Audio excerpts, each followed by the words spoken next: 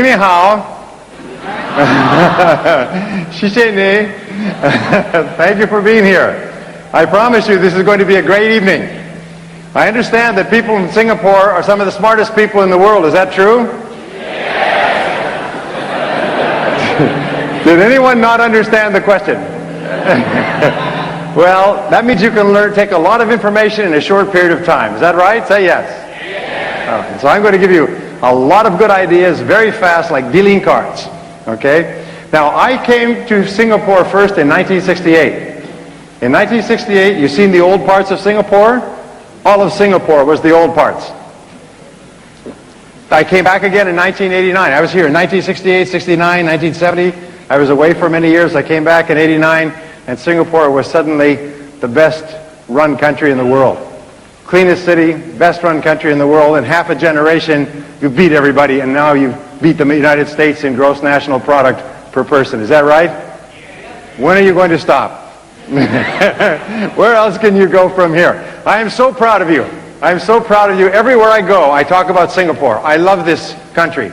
If I wasn't living in the United States, where the climate is nice, I would love to live in Singapore. This is a beautiful place. What you've created here is a triumph of the human mind, because Singapore has been built on mind power, not manpower.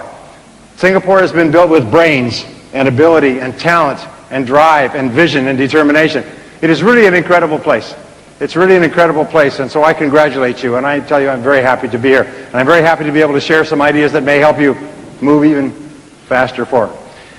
Now, I have some good news for you, and I have more good news, and only good news tonight. The good news is that we are living in the very best time in all of human history. The stock markets may be going up and down. The American stock market is simply overpriced. You know, the stocks are too high, because during the 90s everybody went crazy, and now they're still a little crazy, and the prices will have to come down until they stop being crazy. A stock is merely an investment to get a return. That's all it is, and the returns aren't there, so the stocks have lower value, and when the stocks go down to the level of the return, it will stabilize and life will go on. But the good news is that we have no major wars. Most of the major diseases have been solved, have been cured, and that we have entered into basically a free market world. And Singapore is perfectly positioned to be one of the most prosperous nations for as far as we can see for 100 years. And the opportunities for you have never been greater in all of human history than now, except for tomorrow and next year and the year after. I have lived and worked and traveled in almost 90 countries. And I can tell you there's a lot of crummy countries out there.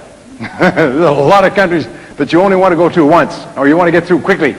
And 100 years from now, they will still be poor. But Singapore will be more prosperous and more prosperous and more prosperous. So your job is to participate fully in the prosperity of the future, right? How many people here would like to double their income? If I could show you how to double your income, will you give it a try? Now, I've studied this subject for my entire life. I have trained over 2 million people, and I have created probably thousands of people who've gone from absolutely nothing to becoming millionaires, including in Singapore, Malaysia, Thailand, Laos, not Laos, but Indonesia, I'm sorry about Indonesia, the Philippines, Hong Kong, much of Latin America. My programs are distributed in 20 languages in 35 countries, and tens of thousands of people have been through the programs, and many have dramatically changed their lives with the tools and the ideas that I'm going to give to you. Now, we have 3 hours together, so what I'm going to do is I'm going to take the very best ideas that I know, and I'm going to condense them into our 3 hours, okay? And I'm going to give you, in the first half, I'm going to talk about what I call the psychology of success. We can call it the psychology of selling, because it's the psychology or the mental way of achieving anything. In the second half, I'm going to show you how to apply this specifically to how to sell more, how to double your sales, how to double your income, and so on, okay? Is that a good deal? Say yes. In the middle, we'll have a break. All right? Okay. Now, I started off my life poorly. I did not graduate from high school. I finished in the half of the class that made the top half possible. I couldn't get any kind of a job, so I worked at laboring jobs. My first job was washing dishes in the back of a hotel, small hotel. And then I went to washing cars with a car lot. And then I went to washing floors with a janitorial service. I thought washing was in my future, but it was sort of downhill, washing. And then I worked as a construction laborer. And then I worked on farms, and I worked on ranches, and I worked on a ship in the North Atlantic. And I worked at laboring jobs until I was about 22, 23. And how many people here are in sales? Well, when I couldn't get a job, laboring job, I got into sales too, just like you. So I know where you're coming from. And actually, I started my sales career here in Southeast Asia. I used to sell here on the streets of Singapore. I used to work traveling from city to city around Southeast Asia selling. So I know what it's like to sell here in Singapore on these streets in the summertime when it's hot.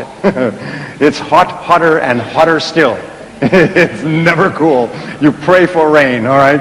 I know what it's like. I used to be drenched, and that's before you got out of the house, you know. So I went and I worked very hard. I wasn't afraid to work because I'd worked as a laborer. And so I was told that if you just see enough people, talk to enough people, you'll make sales. So I used to run from place to place so I could be rejected more often. And I wasn't making any sales. And all I knew to do was to see as many people as possible and talk as much as possible. So it was run, run, talk, talk. Run, run, talk, talk, and then no, no. And I used to run from place to place, and I would talk as much as possible, and people would say no. I didn't mind if they looked at their watches, but it's when they looked at their watches and started hitting their watches like... So finally I did something which changed my life, and it brings us to being together tonight. I went and asked a top salesman, I said, what are you doing differently from me? How come you're making so many sales? He's selling the same product. He's selling it out of the same office. He's selling to the same people. He's selling it at the same price. And he's selling 5 times and 10 times as much as me. And I didn't know much about selling at that time. And he said, well, show me your presentation. And I said, my what? Your sales presentation. I said, you show me yours and I'll show you mine. And so he said, well, a presentation is a logical and orderly method of separating prospects from suspects, identifying their needs, making a presentation, asking their questions, and getting them to take action. I couldn't believe it. It's like I had been pushing a telephone, trying to get through, and I was just pushing numbers randomly, and nobody was answering. All right? I wasn't getting through, and he told me there's a logical sequence to selling, which we'll talk about in a little while. Well, instead of talking all the time, I went out and I began asking questions, and people responded to me differently. And then I began to craft and design questions, and people responded to me differently, and I started to make sales. And then I asked him other questions. Well, what do you say when someone says this? And how do you deal with this objection? And how do you get them to take action when they want to think it over? And, well, all the answers have been found. All the answers to all our questions have been found, and I took answers from him, and I began to ask other people, and then I began to read books on selling. I didn't know there were any books on selling. You know there's over 4,000 books on selling? There's 2 books on selling published every week, 2 main books and probably 5 other books. And you know that most salespeople have never read a book on selling?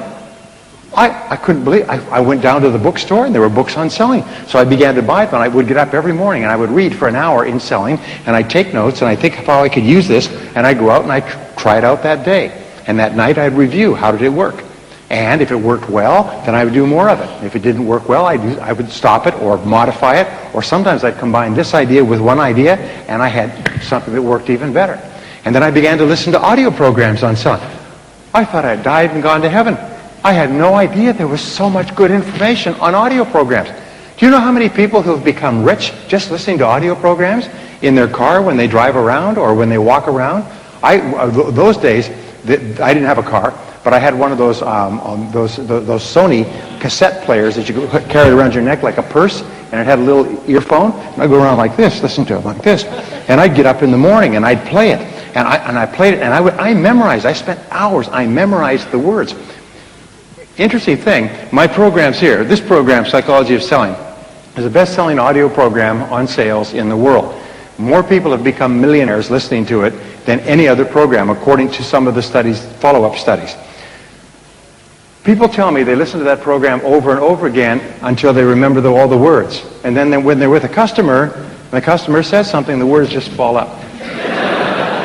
And they tell me, I made the sale because I remembered the words. The words had been stored away. They're part of your thinking. Just like your language. You speak a language, you don't have to grasp for a word because the word's programmed in. The correct answers are programmed in. Well, I listened to programs, this is long before I ever produced my own programs, and I remembered the words, and my sales went up and up and up, and my sales kept going up, and soon I began to go to seminars and courses. I began to travel great distances to go to seminars and sit in front and learn from other people and practice what they learned. Now let me give you an interesting point. Successful people have been studied at great length for many years, and their behaviors have been observed. What do successful people do that's different from other people? One of the things that we find is that successful people, all of them, are very action-oriented. In other words, if they get an idea, they move quickly on it. If they learn something new, they try it out. Now people say, well, what if it doesn't work? Well, if it doesn't work, find out quickly. There's a rule, just try quickly and fail fast. Because the only two things can happen if you take action on a new idea. What are they? What are the two things? It's not a trick question. I'll tell you if it's a trick question. It's not a trick question. Well, it can work, and if it works, it tells you do more of that. Or if it doesn't work, it gives you feedback, and you either stop doing it or you modify it until it does work. But the wonderful thing is that you can't lose by trying something new. So if you were to take successful people, and there's many studies that have been done on this, if you could only look at them through a window and look at a group of people, look through the window, you could tell who the successful people are because they're always in motion. They're always trying more things. They're always active. Unsuccessful people are always waiting for everything to be just right. It's like waiting for a bus on a street where no buses go. They're still waiting for the bus never comes. Successful people are always taking action. So if all you do is just take more action, just get busier, you'll be more successful. By the way, I'm not going to talk about it today, but does everybody here want to be lucky? Would you like to be lucky? Say yes. Okay. You know, that's a very, very important part of Chinese culture is luck, good fortune. Isn't that true? That's why we like jade. Why do we like jade? Because jade signifies luck. Okay. Now, I studied this for many years, and what I found is that it's not luck, it's what we call the law of probabilities. The law of probabilities says that if you flip a coin, the probabilities are 50% it will come down heads or tails, okay? The law of probability says that if you drive home, there's a certain probability that everything will happen. If you drive home, there's a very high probability you'll be safe, but there's a small probability you'll have an accident. In life, when you get married, there's a probability you'll be successful and happy. There's a probability that you won't. All life insurance, all insurance is based on probabilities. It's based on statistics, okay? So, how do you make your own luck? The way you make your own luck is you try more things. It's very simple. It's like life is a great game of darts, okay? Now, if you only throw one dart at the board, your chances of hitting a bullseye are very, very small because of the law of probabilities. But if you throw dart after dart after dart after dart after dart at the board, what must you eventually do? First of all, even if you're an idiot, you'll eventually hit the board. And if you keep throwing darts, and you keep throwing darts one after another, even if you're an idiot, you will sooner or later hit a bullseye. Isn't that true? So you look at successful people, and one of the things we find about successful people is that they're just average people who try more things. They just try more things. They're more active. They make more calls. In selling, we make more calls. And in life, we just try more things. Now, here's an interesting thing. If you throw darts, how many times will you miss the bullseye? Most of the time. Most of the things you try won't work. The fact is that successful people fail far more than unsuccessful people. In other words, if you throw lots of darts, you're going to miss most of the time. But you don't focus on the misses. As a matter of fact, here's a rule. If you could throw 10 darts and be absolutely guaranteed that 9 would fail, try 9 different things in life, make 9 calls, and be absolutely guaranteed that 9 out of 10 calls that you make, 90%, would fail completely, but 1 would be a big hit. If you could be guaranteed of a 90% failure rate with a 1% success rate, what would that mean? It means you'd be one of the most successful people alive. Isn't that true? Because then all you have to do is say, let's start. Because, in other words, increase the probabilities. And then people say, boy, you're sure lucky. No, I'm not lucky. I just saw more people. I just tried more things. Now, every time you learn something new, it's like throwing another dart. Every time you read a book, listen to a tape, come to a course like this, it's like adding more darts to your bag, so you have more darts to throw. And so an average person who's got more darts to throw will be more successful than a genius who's got very few darts to throw. So it's really important. Well, and I'm getting off the track, but you can make your own luck by simply throwing more darts, by trying more things, by doing what you're doing tonight, by coming here. And my job is to give you a whole bunch of darts, okay? Because the law is that if you try enough things, you will be a big success. If you try enough things, because human beings are learning organisms. In other words, we're always learning from our experiences. We're learning at a conscious level and even at an unconscious level. But you cannot help but learn. You're just learning all the time. So even if you're trying things and you're failing, you're still learning at a very fast rate. In fact, you learn more and faster from failure than from anything else. Nobody really learns much from success. But from failure, you get real smart. Like burning your hand. you learn very fast. Okay, there's a story I have to tell you. It's up in Montana, in California, in the United States. In Montana, they raise a lot of sheep in Montana. And this fellow has a sheep ranch that he got from his father. And the city starts to expand out, and they buy out his sheep ranch to build houses. So he sells the land, and he makes a big profit. And he decides that he'll go down to Los Angeles, which is a long way. It's like going from here to Bangkok. He'll go down to Los Angeles. He'll go to the big city. He's never been to the big city before in his whole life, but he wants to go to the big city and see it now that he has all this money. He's always been on this farm raising sheep. Well, he buys a plane ticket, gets onto the plane, he's sitting there, and he's sitting next to a businessman. The businessman's working away. He's got a computer working away, and he feels a little bit awkward because he's just a farm boy. And this businessman's working away, and he's kind of crossing his legs like this, and he crosses his legs, and he notices there's 2 sheep turds in his cuff. And he goes, and he reaches down, and he picks them up. He's got them in his hand like this, and he doesn't know what to do. He feels kind of embarrassed, and he's looking around, and the businessman says, "What do you got?" He says, "What?" He said, "What do you got in your hand?" He said, "Nothing." He said, "Come on, what do you got?" He said, "Well, they're pills." He said, "Well, what kind of pills are they?" He said, "Well, they're smarten up pills." He said, "Smarten up pills." He said, "Yes, I'm going to Los Angeles for a big business meeting, and I always take a couple of smarten up pills with me, so I'm really smart when I go to my meeting." The guy says, "Well, I'm going to a big meeting, and I need something like that too. Give me one of those pills." And he said, "Well, I don't think you'd like it." He said, no, come on, you got 2 of them. Give me one. I really need it. I've got a big meeting coming up." He said, "Well, all right." So he gives them one, about this big. The guy takes it and goes, he said, "That tastes like a sheep turd." He said, "See, you're getting smarter already." Well, our goal today is for you to get smarter throughout the day. Anyway, so I began asking these questions. Why are some people more successful than others? And let me make sure we get this. Okay. And what I learned was the law of cause and effect. Now, the law of cause and effect is the great law of life. It basically says that there's a reason for everything. Everything happens for a reason. That success is not an accident. Failure is not an accident. If you want to be successful, happy, financially independent, if you want to achieve all your goals, it's not luck. It's not an accident.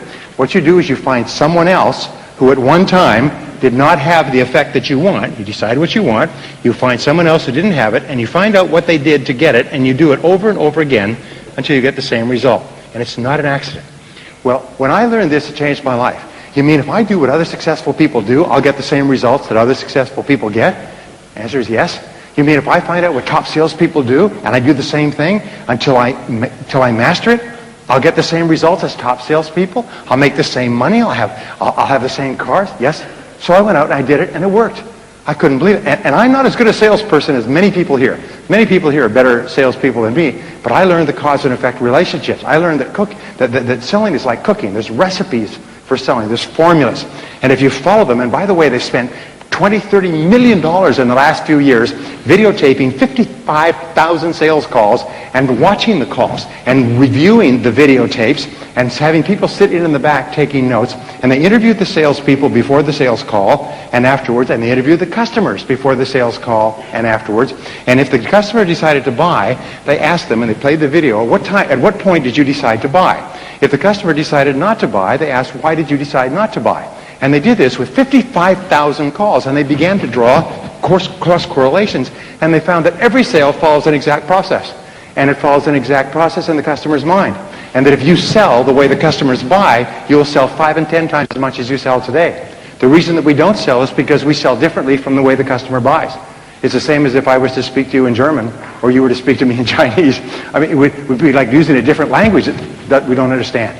So what I found was that if you do what other successful salespeople do, based on the exhaustive research, your sales go up. And I tried it, and sales went up. And you could take people, I took people off the street who'd never sold anything in their lives, and I said, here's the system.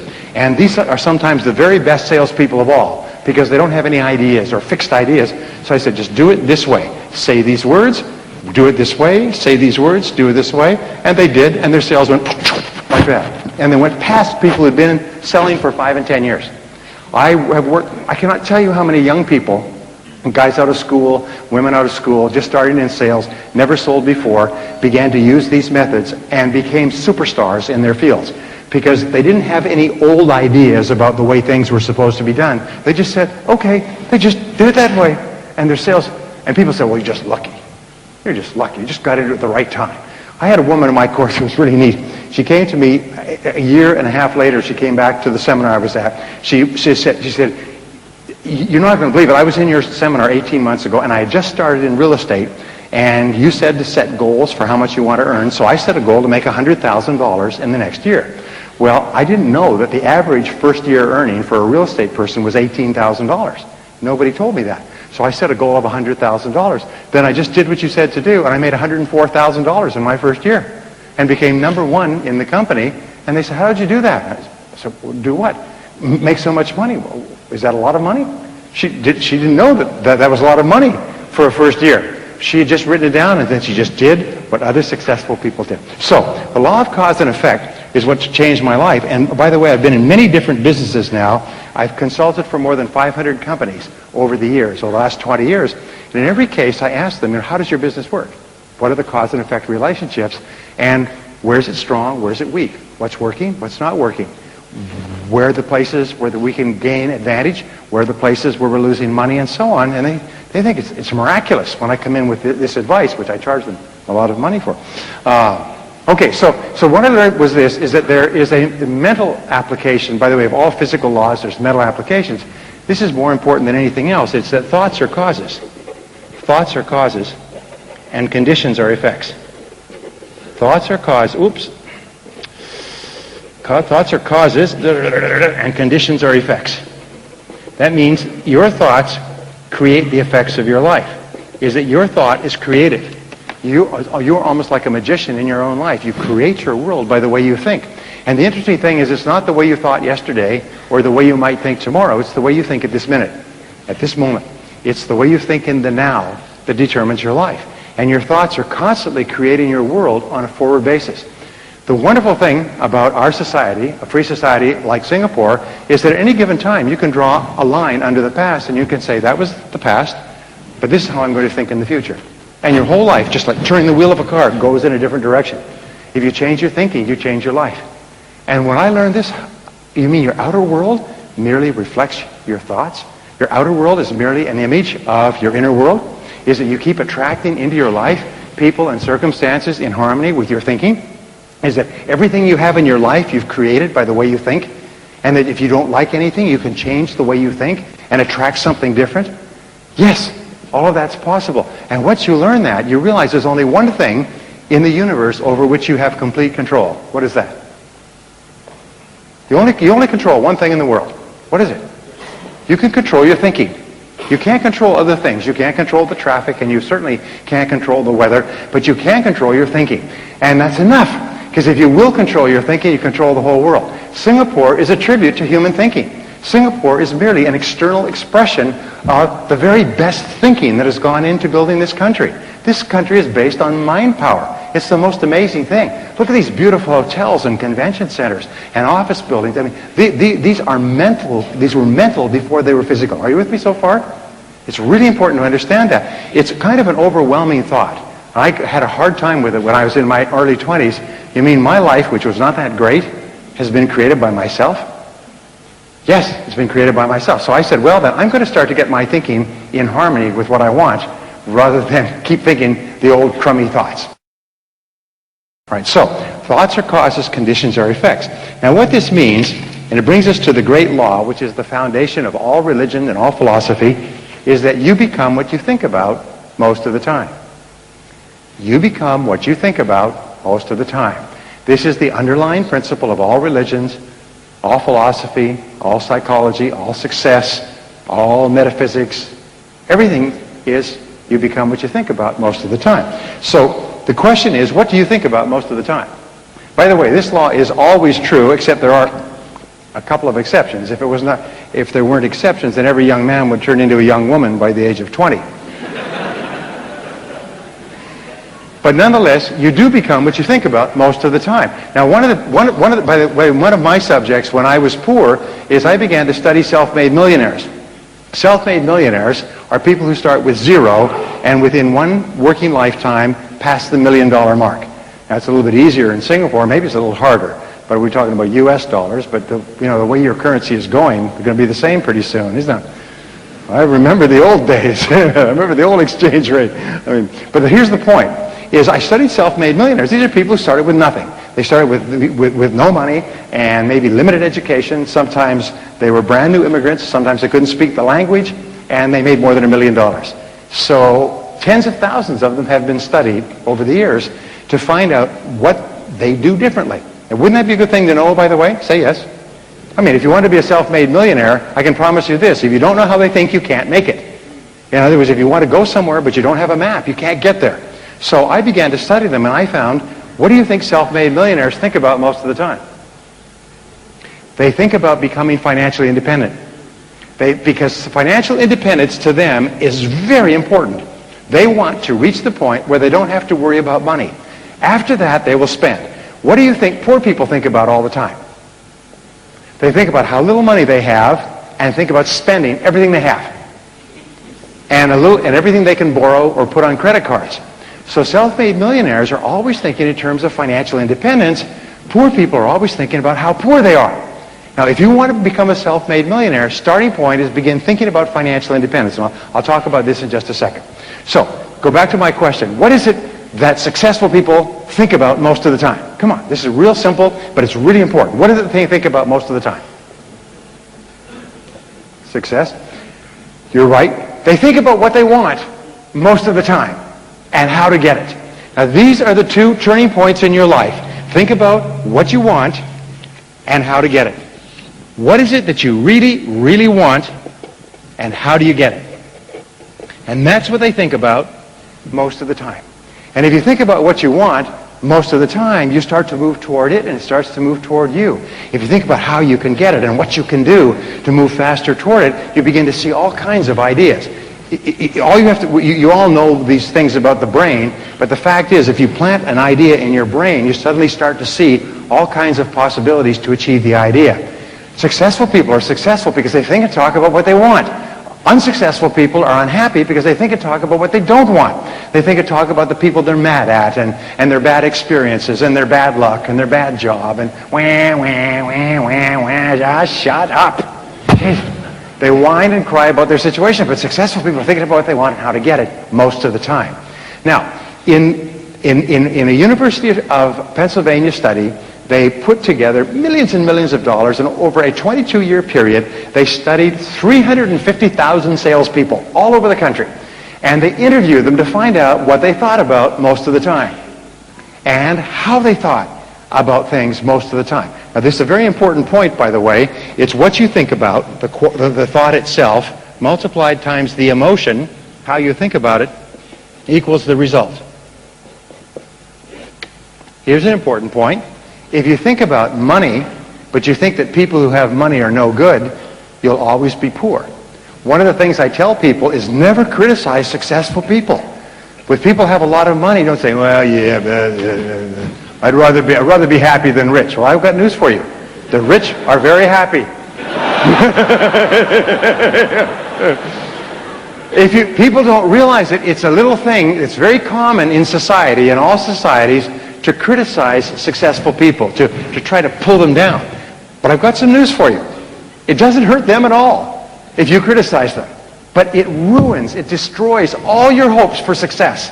When you criticize successful people, you drive success out of your life. You develop a negative force field of energy around yourself that repels success experiences.